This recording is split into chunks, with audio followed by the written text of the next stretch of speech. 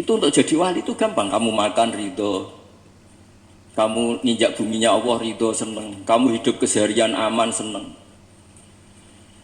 Nah ini supaya sampean kita semua lah, kita semua ngaji betapa panduan Rasulullah untuk menggapai ridho Allah itu banyak yang keseharian sekali. Saking kesehariannya banyak dalam hadis dan itu sahih. Nabi menyebut hal-hal yang keseharian. Hatta matas alufi fimroatika. Kamu punya uang, kemudian istri kamu bisa makan itu ibadah. Bahkan sebagian ibadah itu dicontohkan Nabi yang akhirnya diprotes sahabat. Yaitu wafi buti ahadikum sodakoh. Kamu menggauli istri kamu itu ya sodakoh. Sampai sahabat bilang yang benar ya Rasulullah. Ayati ahaduna syahwatahu wa huwa lahu ajrun. Masa urusan biologis, urusan syahwat kemudian dia dapat pahala. Nabi menjawab, alai salawadu'aha fi haramin akana alaihi wisrun. Bagaimana kalau dia meletakkan ke yang tidak benar itu kan dosa. Nah, hal-hal seperti ini yang saya ingin teman-teman semua lah, semua. Saya juga agak ingin ngaji demi Anda juga agak ingin. Itu dosa sekali ngaji kok. Pesanan kelompok tertentu itu gak boleh. Islam itu untuk semua, jadi ya cuma karena di depan saya jenengan ya seakan-akan jenengan korbannya. Itu ada ilmunya dalam usul fikih itu. Jadi orang itu harus ngaji usul fikih.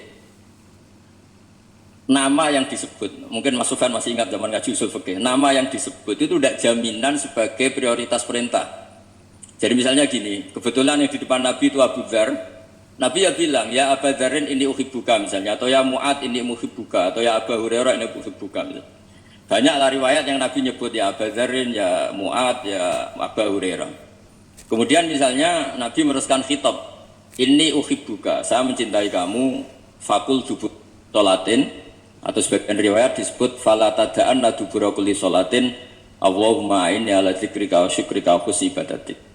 Saya mencintai kamu, siapa aja, Mu'ad bisa, Abu Dzar bisa siapa. Saya mencintai kamu, mohon kalau habis sholat kamu jangan lupa wiridan Allahumma inni ala dzikrika wa syukrika wa husni ibadatik. Ya Allah, tolong kami permudah supaya mudah ingat Engkau. Anda tidak bisa mentang-mentang, wong nama saya Parmin, nama saya Purnomo, itu yang diperintahkan Mu'ad misalnya. Jadi yang disebut satu, tapi khitab itu untuk siapa saja. Saya teruskan. Jadi saya mohon semua kita melakukan kebaikan itu, kalau dalam kaidah fikih disebut al-yakin la yuzalu bisyak. Banyak kebaikan yang kebenarannya itu 100%. Tidak punya efek samping ke pihak lain, ke kelompok lain, ke komunitas lain. Itu tadi misalnya Anda makan, dan itu murah sekali, hanya butuh satu piring. Setiap punyaan kamu muji Allah, setiap minum kamu muji Allah. Itu redaksinya Rasulullah SAW disebut, Allah sangat ridho ketika seorang hamba makan, kemudian dia memuji Allah. Atau minum, kemudian dia muji Allah. Logikanya gampang, negara seperti ini yang kamu harapkan bentuknya kayak apa, mertua, ipar, komunitas, tetangga, itu nyata terjadi itu kan belum pasti. Sementara yang mesti terjadi adalah kamu butuh makan, kalau tidak mati. Butuh minum, kalau tidak mati. Butuh bumi yang nyaman ditempati, kalau tidak kita juga mati. Sebab itu Allah kalau menyebut nikmatnya itu hal-hal yang keseharian. Alladzi at'amahum min ju'. Allah itu siapa? Allah itu yang menciptakan kamu bisa makan. Tidak berlebihan, Allah itu yang menciptakan kondisi sosial itu ideal. Zaman Nabi itu ya ada orang munafik. Orang-orang pilihan Allah itu juga diuji orang sekelilingnya yang macam-macam. Semua diuji sesuai konteks zaman dan waktu.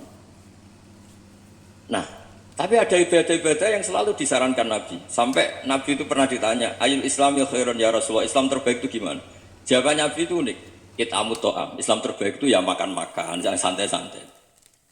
Ketika Allah menyebut beberapa kebaikan, falak tahamal akobah, wa ma adrokan apa? Mal akobah. Terusannya apa? Fakku rokobah. Terusannya apa? Au it'amun fiyaumin di masubah. Ya itu acara makan-makan itu juga Islam. Kenapa? Ya bayangkan kalau tidak ada makanan, kita mati kan? Kondisi sosial tidak ideal itu Anda masih gak apa-apa. Tapi kalau Anda tidak makan, Anda tidak minum, kamu punya istri cerewet masih bisa hidup, punya mertua cerewet masih bisa hidup. Tapi kalau tidak makan bisa mati. Berarti penting mana istri sama makan? Penting mana? Makan. Semoga istri Anda dengar, nanti kamu disuruh makan tapi pulang deh. Itu kalau dibahasakan makan masih memahami. Penting mana nasi satu piring dengan istri. Nggak ada nasi mati, nggak ada istri belum mati. Penting mana? Gak berani jawab kan? Nah, ternyata Anda ada garang kan di depan istri. Jadi saya mohonlah, mungkin Mas Sufyan Sauri tadi yang bisa bantu lah. Teman-teman tuh ngaji yang keseharian saja. Karena kita nyari ridho Allah itu berdasar firman Allah. Dan firman Allah itu menyebut keseharian tuh riang, gampang. Yaitu tadi misalnya wa min ayatihi manamukum bil laili wan nahar. Termasuk ayat-ayat Allah itu kamu tidur. Maka dulu itu ada guyonan, ada tokoh Mu'tazilah, kelompok dalam Islam yang berpikir manusia itu bisa menentukan ikhtiarnya sendiri. Karena saya bisa duduk, ingin berdiri, berdiri. Karena kelompok ini nggak terima kalau semua kehendak Allah, nanti bagaimana kalau semua kehendak Allah kok ada hisab ya, ada sanksi. Lucunya itu dia akhirnya, ini cerita ya, mencintai seorang perempuan, cantik sekali. Dan itu dia menjadi ahli sunnah itu oleh hal-hal yang sepele. Karena istrinya cantik, ya namanya suami istri hubungan intim. Terus ditanya, Mas, masih ingin lagi? Masih. Silahkan diulang lagi. Wah ya tidak bisa. Katanya manusia bisa menentukan yang